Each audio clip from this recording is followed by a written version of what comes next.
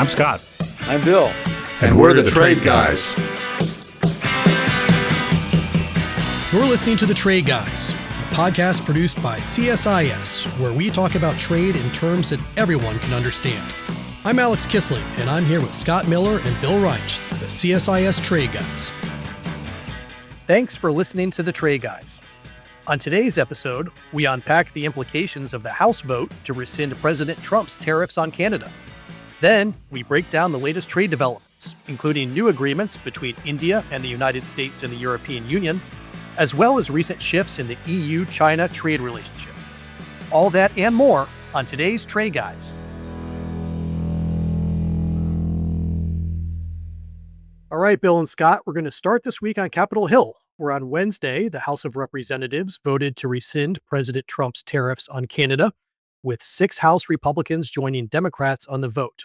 This came despite Speaker Johnson's year-long effort to prevent such a vote from reaching the floor of the House. The measure is largely symbolic. President Trump will certainly veto the measure, but it does mark a significant political moment. It's the first time the House has formally voted to unwind one of the president's tariff actions, and it may not be the last. So guys, there's clearly a major political dimension here, but let's begin with the policy implications. Bill, give our listeners your take on what exactly happened on the Hill and what does this signal about what could come next for the president's agenda? Well, I spent 20 years there, so it's nice to be back, even though it's back from a distance. But the podcast has been remarkable about how little time we spent on the Hill. We may be spending more now. Well, that I think is one of the messages here. There is some sign that some of them are developing a spine. And I think that's a good thing institutionally, regardless of what you think about the tariffs. The fact that Congress is standing up and saying, look, Article 1, Section 8 gives us authority here, and we're going to exercise our authority. What they actually voted on was a clause in IEPA that says Congress can overturn a declaration of emergency. And in this case, they voted only on the emergency with respect to Canada.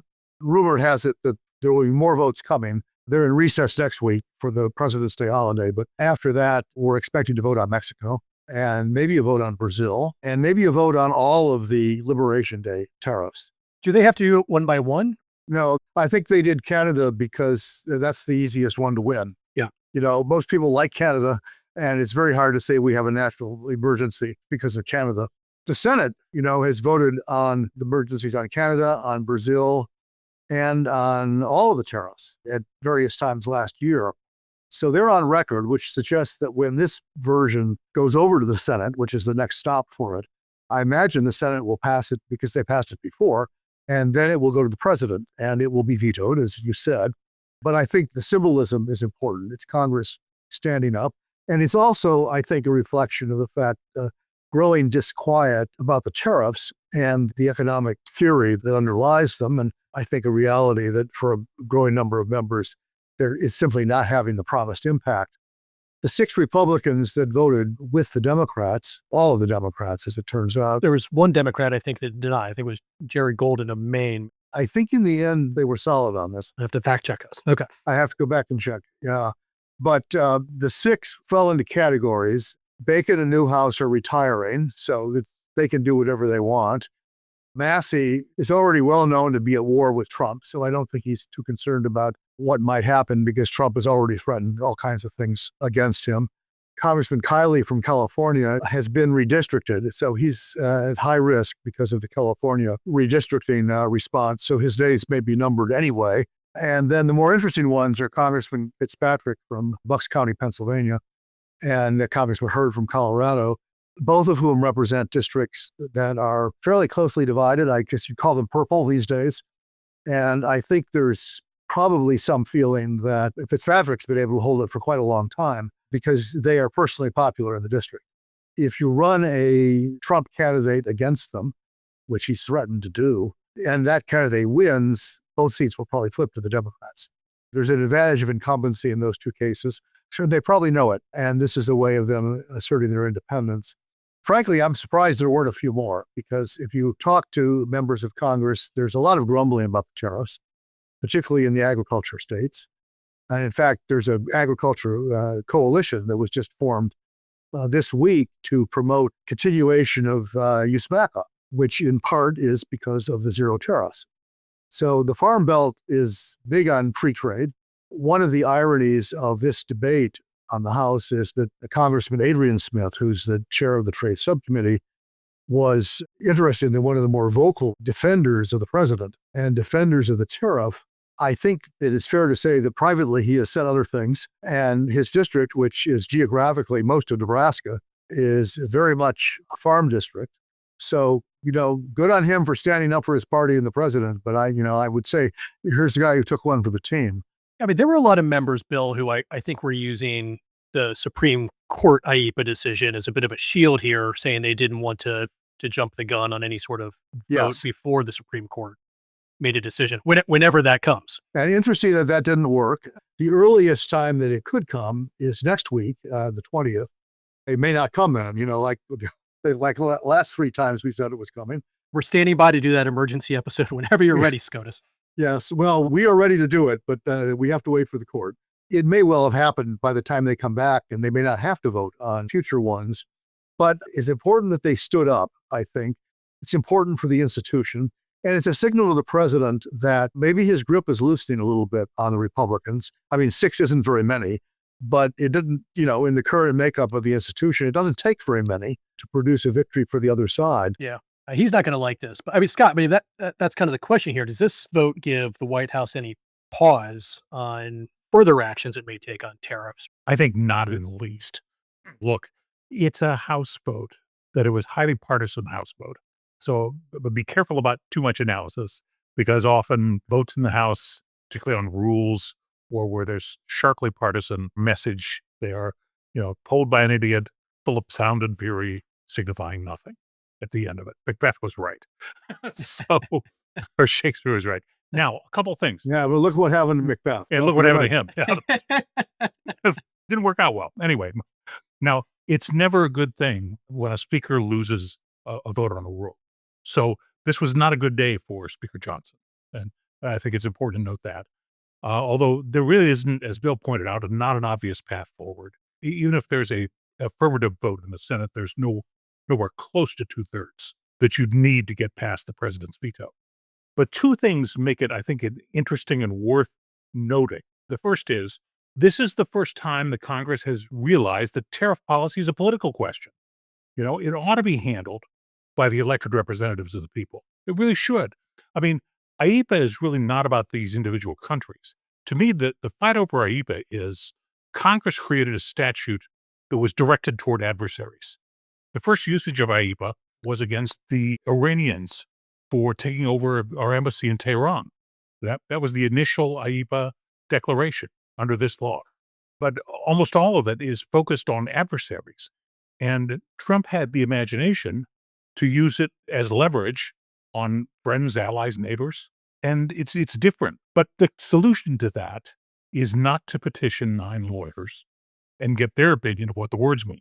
It's for Congress to amend the statute, to hold hearings, to do the things that Congress does when they created the statute in the first place, okay, which is exercise political judgment.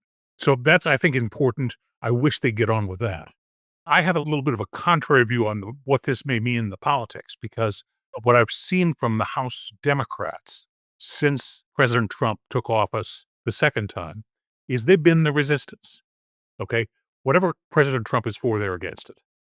And they get together. When they get together, it's usually something that unites Democrats, often divides Republicans. But the president has had this uncanny ability to pick issues that are kind of 80-20 for the American people and get his opponents to side with the 20.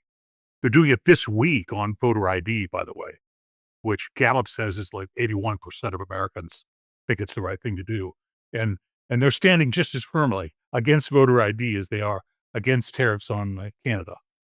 So they got to be careful with that. But and this may mean that tariffs are getting popular. I don't know, but I'd love to see the research on that. Well, the polling on tariffs is not 80-20. It's 60-40 against them. I mean, I think Scott's right that this is a partisan vote. There was a very interesting poll that was done last summer, post-Liberation Day, that fascinated me. It asked each party if they would support the tariffs if they were imposed by a president of their own party and if they were imposed by a president of the other party. And the divide was partisan and predictable. Republicans said they would support tariffs if a Republican president imposed them. but they would oppose the same tariffs if a Democratic president imposed them. And the Democratic voters said the reverse. So there is an element of partisanship to this always. Well, definitely. But that polling is not current. And what I'm sensing is the issue may be changing. Oh, I think the 60-40 is current. That's last week. Oh, okay. If anything, I think the dissatisfaction with the tariffs is growing because it's not producing the benefits that were promised. You know, the administration's rhetoric on this is that prosperity is just around the corner, I think, to quote somebody else. Well, they've had a good jobs report. They've had progress on revenue. Certainly, the tariff is changing the budget and deficit revenues. There's a lot of things at play here, and we may not be asking the right question. But that's the political problem for the president now, right? Right. Is that the fundamentals of the economy, gosh, not to steal a line from John McCain here, but the fundamentals of the economy are fairly strong, yet Americans are not feeling it. And they still cite affordability as the number one issue that's driving their views. And that's ultimately driving down the president's polling numbers. And that was clearly why the number of these Republicans felt comfortable jumping in to some degree, is that affordability is hurting them back home. I wonder if it'll be interesting to see if the Supreme Court strikes down the tariffs and then the House goes and have another vote, whether more Republicans will join in on the theory that they're supporting the court.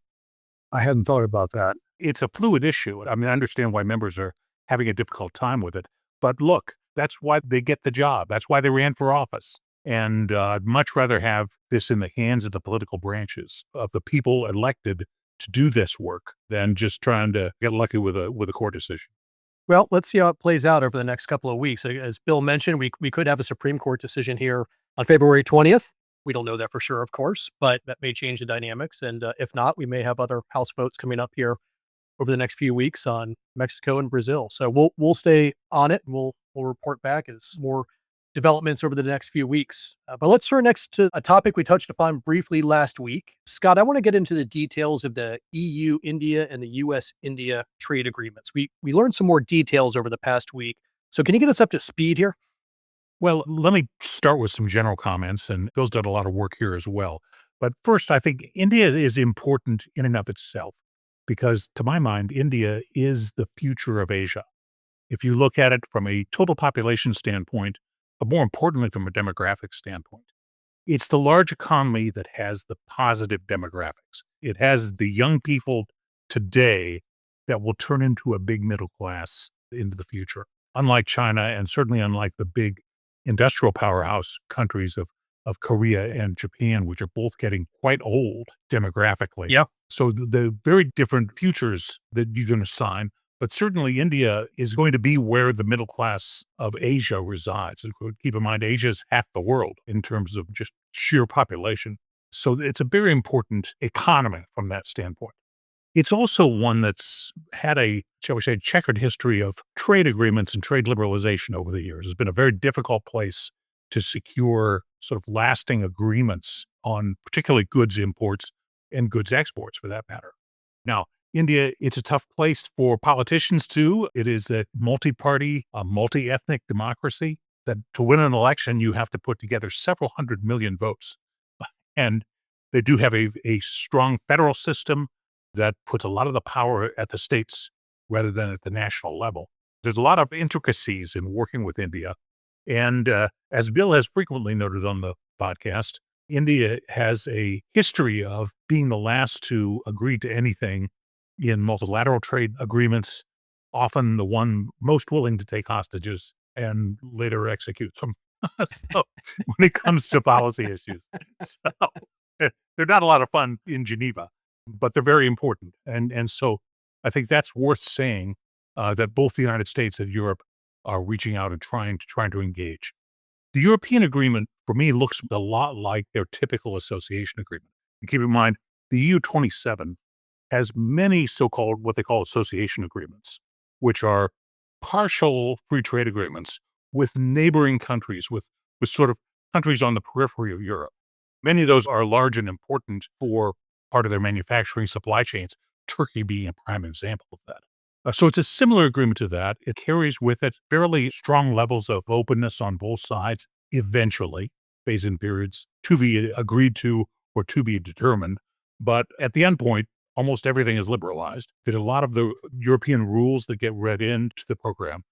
The U.S. agreement is much more Trumpian. Where we maintain tariffs, India reduces them. It focuses on a few key highlight issues, but it looks like overall kind of what we wanted from India. So I think both agreements are useful to their parties. I think the U.S. agreement looks like what this administration tries to achieve, and we'll see about compliance and implementation. That's always the question mark, but always worth the effort, in my view, because of what India represents in terms of the future of the world.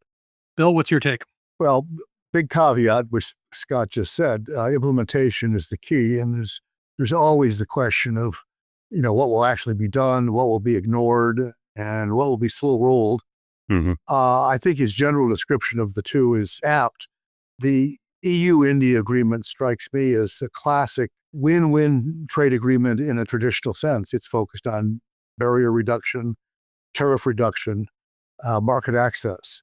So the Indians have indicated that 96.6% of EU exports to India and 99.5% of India's exports to the European Union will be either duty-free or reduced duties. And that's the catch there, is that not all of that happens at once. Yes. The Indians think that 90.7% of their exports will benefit from, immediate zeroing of tariffs, including the stuff that actually matters to them: textiles, apparel, leather, footwear, chemicals, gems, jewelry, which are big Indian exports, toys. But India also says that only 49.6% of its tariff lines will immediately go to zero. The rest of them are subject to 5, 7, or 10-year phase-outs, and in some cases, not always to zero. Autos, for example, they're going to go down eventually from 110% to 10%, which is still fairly high, over 5 years. But there will also be a 250,000 vehicle annual quota. So, it's not USMCA in terms of zeroing everything out, but for India, big step forward. And likewise on services, they basically agreed to provide for enhanced access to each other's services markets. I think at the margin, probably the EU has done a little bit better on the services side, and the Indians a little bit better on the tariff side. But it's a fair agreement. Both sides protected stuff that matters to them. The EU CBAM stays in effect. Its food and sanitary standards remain in effect. They did not reduce tariffs on beef, poultry, rice, and sugar. So, everybody was taking care of their own. It's very traditional. As Scott said, the US-India one is Trumpian. And I think the Indians gave more than they got. It was not 0 for 0 by any means. Trump agreed to lower the 50% to 18%, which he's doing in 2 tranches. He immediately went from 50 to 25, which was the extra that he bumped up over the Russian oil issue a few months ago, which, by the way, Russian oil is not addressed in the joint statement on this. So we don't really know its status. That was a surprise for me. Well, who knows? Trump said they promised to stop buying it. The Indians have said nothing. So, we'll find out. They've gone down to 25, and he says he'll go down to 18 when the agreement is actually signed, which is supposed to be next month. And there are subcategories, generic pharmaceuticals, gems, diamonds, and aircraft parts, where they may actually go down to 0 once the agreement is signed as well, along with a promised but not specified in numbers preferential tariff rate quota on auto parts, with a possibility of a further deal on pharmaceuticals, meaning not the generic pharmaceuticals, but branded pharmaceuticals and their ingredients. India, in turn, has promised to, and the wording is very interesting, India has promised to eliminate or reduce tariffs on all U.S. India's industrial goods and a wide range of U.S. food and agricultural products, including dried distilled grains, sorghum, tree nuts, fresh and processed fruit, soybean oil, wines and spirits, and additional products. Sounds like Bill's typical lunch.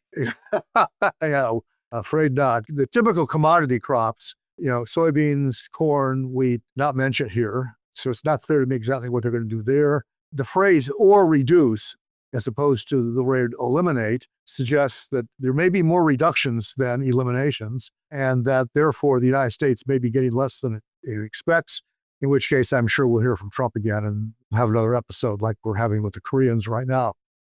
There's also a commitment by the Indians to address non-tariff barriers, including areas that we care about, that have been long-time points of contention. So good on Trump for tackling these. Medical devices, ICT, information and communication technology, goods, a review to determine whether U.S. or international standards will be accepted to allow products to enter India instead of their own special standards that are basically protectionist, reviewing their NTBs on U.S. food and agricultural products. Now, in fairness, a lot of the language says they're going to review, they're going to address, doesn't really say exactly how they're going to address or what the result of the review is going to be. So there's a lot of squishy language in this, which is also typical of Trump agreements. So Scott's right on two levels. It's Trump in the sense that he's bullied them into submission, and it's Trump in the sense that there's a lot of details left to be fleshed out, and they may not end up being fleshed out quite the way the administration thinks. Yeah, a lot of ambiguity there. I want to stick with the EU for a minute here and focus on EU-China relations, because on Thursday, China announced it would be reducing tariffs on EU dairy products after an 18-month anti-dumping investigation it launched after the EU imposed tariffs on Chinese-made electric vehicles. So basically a tit-for-tat move. And this step follows a reduction in tariff rates for European pork products that was made late last year. Scott, turn to you again here, just to get us up to speed on what's happening here and whether or not this signals a thaw in economic relations between China and the EU. Seems like it to some degree. Well, it does, but it's an old trick of economic coercion, which is you have these very high provisional duties that wind up getting dialed back. So it happens frequently. It happens a lot with China. This is kind of the way China plays the game. And so we'll see how long it sticks. And certainly China can use the export market and has a clear idea of what it wants and relieved enough pressure to get back to a program that they were comfortable with. So small wonky lesson here for those of you that are trade nerds on this. This is an interesting case because China is really using a very old tool. It's using its own anti-countervailing and anti-dumping laws. Most countries have these laws. Our dumping law is more than 100 years old. And China's is younger than that, but it's not new. And these laws, which are WTO consistent, by the way, at least on paper, follow a general pattern. I mean, each country does it a little bit differently, but essentially you have to determine two things in each case. You have to determine that a crime, quote unquote, has occurred. That is, that the country has dumped, meaning sold below home market price or sold below cost of production, or that it's been subsidized. So you have to figure out that that's happened. You also have to determine that somebody in your country has been injured by that, and that the injury is due to the dumping or the subsidization. It's not due to recession or some domestic policy or demand shift. it's unfair trade, in other words. Yes. So the Chinese go through all these steps. I wouldn't say that their process is the one that has the most integrity. I think Scott's statement that this is pretty much a retaliatory steps for what the Europeans have done is correct, but they're following the rule book. And I mean, there is a rule book, and it's a WTO sanctioned rule book, and they're following it. And they're actually doing it in a way that is similar to the way the United States has done this. And that is, these cases tend to proceed in two steps in terms of determining the crime, if you will. And generally, governments determine that the other side is guilty. This is not going to be a surprise. The United States does this most of the time, not all the time, but most of the time. The Chinese do it most of the time as well. And then you could debate whether it's really a considered decision or something that was cooked up in advance. But they then assess a duty, a tariff, that is supposed to be based on the amount of the dumping or the amount of the subsidy. And they usually start out with a big number. And the Chinese did this in a number of their retaliatory cases this time around. They usually start out with a big number. And I think that's a fair point, that it's a leverage move designed to intimidate in this case, the EU, and to say, we're really going to hit you on this. What then happens under the rules is there's pushback, and the other guys can come in and say, your number is too big. And in the United States, the other thing that happens is the domestic parties come into the Commerce Department and say, your number is too small. It really should be bigger. So there's a second round of debate about this. And oftentimes the result is a smaller number, and not a zero number, but a smaller number. And that seems to be what's happened in these cases. The Chinese have fallen off the original numbers, some of which were in the 40+% category, and have come up with numbers now that are in the single digits or low double digits. Still not insignificant, but a big improvement. Is that a sign of a warming relationship? I think at a minimum, it's a sign that they're trying to diffuse a difficult situation with Europe and not make things worse. They are, as Scott said, they now have $1 trillion surplus, but keep in mind that despite all that, their trade with us has declined significantly for a variety of reasons, but mostly the tariffs. So they are looking for more markets, and the European market is more important to them in 2026. It's more important to them in 2025 than it was in 2023 and 2024. Yeah. It's going to continue to be more important. So defusing this kind of thing is probably a smart move on their part. All right. Well, let's close today on what I think is a really interesting geopolitical and security story. But of course, there's a major trade dimension here because there are some pretty big developments in the shipping world. After the Houthi attacks on commercial vessels in the Red Sea in 2023, many shipping companies decided to reroute around Africa instead of transiting through the Suez Canal, a move that's obviously more time consuming and costly. And according to the UN, 12 to 15% of global maritime trade passed through the Suez Canal in 2023. But Scott, there have been some shifts recently that are worth taking a look at. So what's going on here? Yes, it's encouraging. It's early and it's tentative, but it's encouraging. There are reports from the major container shipping companies, Maersk and Hapag-Lloyd, that they are seeing more volume through the Eastern Mediterranean. That would be the Suez Canal Red Sea route.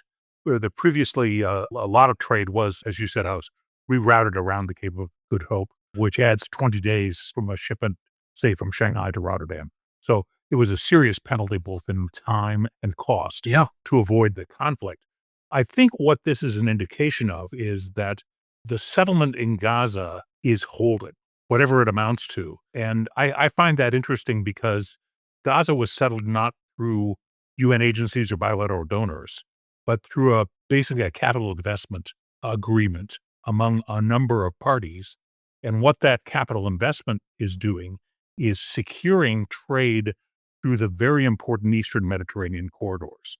There are land and sea corridors that connect the Middle East, Europe, and Asia that run through the Eastern Med. And to the extent those corridors become active and safe for goods transit, the process that they are engaging in is likely to work out very well. And for those of us from the commercial world, we know that when you can secure something with partners' invested capital, you're often better off than with signed names on a piece of parchment, okay? Or some agency that's trying to make a solution that got forced onto one of the other parties to make it work. So I do think there's something encouraging here. As I said, tentative, early days, worth watching. Very interesting. Bill, are you going through the Suez Canal anytime soon? No plans. Haven't ever seen it. Keep in mind, though, a lot of this is insurance companies, too. You know, the Houthi strikes raised insurance rates dramatically, which was one thing. I mean, the ships started going around Africa for protection reasons, but also because it was becoming much more expensive not to do it that way. If these initial voyages, I think there's 2 now that have been scheduled, if they make it successfully, then I think what you will see is more companies following suit in efficiency gains and decline in insurance rates, all of which will be good. Of course, the other lessons of these is, there's always something to worry about, and no matter what happens. And in this case, the shippers are saying, well, if things go back to the way they were through the canal, we're going to have congestion at European ports. So that sounds like a kind of good problem to have after what we lived through. I'm not too worried about that. At best, it's a transition problem. But it's also just comments. Nobody's ever happy. There's always some new thing that you can complain about. There's something to complain about. Well, guys, I think it's a fascinating story. Thanks for briefing us on it. So we'll leave it there for today, guys. Again, for our listeners, if there is a Supreme Court decision on February 20th around the IEEPA case, we will be here to cover it. Otherwise, we will continue to join you in our regularly scheduled time. So thanks, everybody, for joining us. Talk to you soon. Thank you. Thanks.